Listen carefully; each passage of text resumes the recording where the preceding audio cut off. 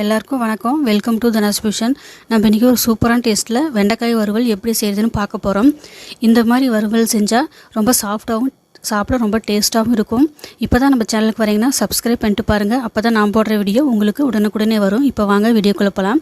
இப்போ இந்த மாதிரி 1/2 கிலோ வெண்டைக்காயை கழுவிட்டு கட் பண்ணி நல்லா எடுத்து வச்சுருக்கிறேன்.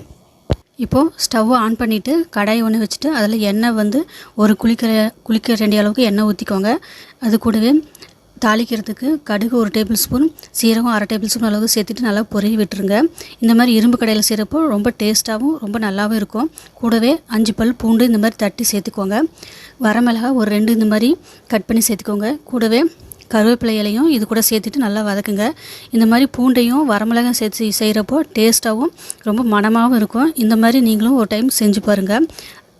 இப்போ இதெல்லாம் நல்லா வதங்கி வரட்டும். வதங்கி வந்ததுக்கப்புறம் நம்ம கட் பண்ணி வச்சுருக்கிற வெண்டைக்காயை இது கூட சேர்த்துக்கலாம். வெண்டைக்காய் சேர்த்துட்டு நல்லா ஃப்ரை பண்ணலாம். இதை ஒரு 3 நிமிஷம் நல்லா ஃப்ரை பண்ணிக்கோங்க. வெண்டைக்காய் வந்து வழுவழுப்பு தன்மை இருக்கும்.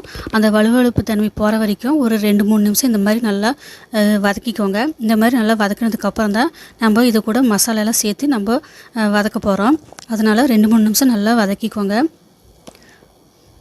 இப்போது இந்த மாதிரி நல்லா வதக்கிட்டு இருக்கிறப்பவே தேவையான மசாலா வந்து சேர்த்திக்கலாம்.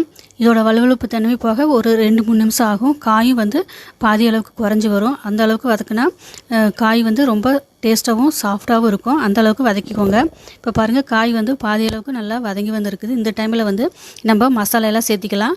மசாலா வந்து மஞ்சள்தூள் 1/4 டீஸ்பூன், மிளகாய்த்தூள் 1 டேபிள் ஸ்பூன் அளவுக்கு, கொத்தமல்லி தூள் 1 டேபிள் ஸ்பூன் அளவுக்கு.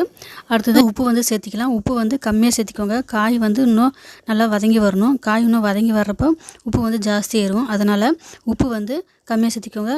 பத்தலைனா கடைசியாக சேர்த்திக்கலாம். இப்போது இந்த மசாலா காயெல்லாம் சேர்த்ததுக்கப்புறம் நல்லா வதக்கிக்கோங்க. காயும் மசாலாவும் நல்லா வதங்கி வரணும். இந்த மசாலா வந்து காய் கூட நல்லா ஒட்டி வர்ற மாதிரி நல்லா வதக்கிக்கோங்க. அந்தளவுக்கு நல்லா வதக்கிக்கோங்க. அப்போ தான் காய் வந்து நல்லா டேஸ்ட்டாக ரொம்ப சாப்பிட வந்து ரொம்ப நல்லாவும் இருக்கும் நம்மளுக்கு. இப்போ ஒரு 2 நிமிஷம் இந்த மாதிரி வதக்கிக்கோங்க. இப்போ பாருங்கள், காயெல்லாம் நல்லா மசாலா கூட எல்லாம் சேர்ந்து நல்லா வந்திருக்குது. இந்த டைமில் வந்து நம்ம வந்து தண்ணி வந்து ஊற்றக்கூடாது. தண்ணி வந்து தெளித்து தான் இதை வந்து வேக வைக்கணும். இன்னும் வந்து காய் வந்து 10 நிமிஷம் வேகும். இப்போ வந்து 5 நிமிஷம் வந்திருக்கு இந்த வதக்குனதில். இன்னும் ஒரு 5 நிமிஷம் வேகணும். இப்போ இந்த டைமில் தண்ணி தெளிச்சிக்கோங்க. தண்ணி தெளிச்சிட்டு இன்னும் ஒரு 5 நிமிஷம் மூடி வச்சு வேக விடலாம். நடுவில் அப்பப்போ எடுத்து பார்த்து கலந்து கொடுத்துக்கோங்க, இல்லைன்னா அடி பிடிச்சிரும். இப்போ மூடி வச்சிடலாம். இப்போ ஓப்பன் பண்ணி பார்க்கலாம். பாருங்கள், காய் நல்லா வதங்கி வந்திருக்குது. காய் பாருங்கள் எந்த அளவுக்கு கம்மியாக வந்திருக்குது வதங்கினதுக்கப்புறம். இப்போ வந்து கொத்தமல்லி இலையை சேர்த்திருங்க. அவ்வளோதான், நம்மளோட சூப்பரான வெண்டைக்காய் வறுவல் ரெடி ஆயிடுச்சு. இப்போ வந்து வேற ஒரு பவுலில் இதை வந்து ட்ரான்ஸ்ஃபர் பண்ணிடலாம். இரும்பு கடாய்ங்கிறனால உடனே ட்ரான்ஸ்ஃபர் பண்ணிடணும் நம்ம. இப்போ வந்து சூப்பரான வெண்டைக்காய் வறுவல் ரெடி ஆச்சு. இது வந்து தயிர் சாதம், சாம்பார் சாதத்தை கூட சாப்பிட ரொம்ப நல்லா டேஸ்ட்டாக இருக்கும்.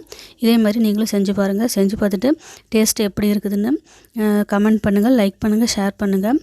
நாளைக்கு இன்னொரு சூப்பரான வீடியோவில் பார்க்கலாம். தேங்க்யூ ஃபார் வாட்சிங்.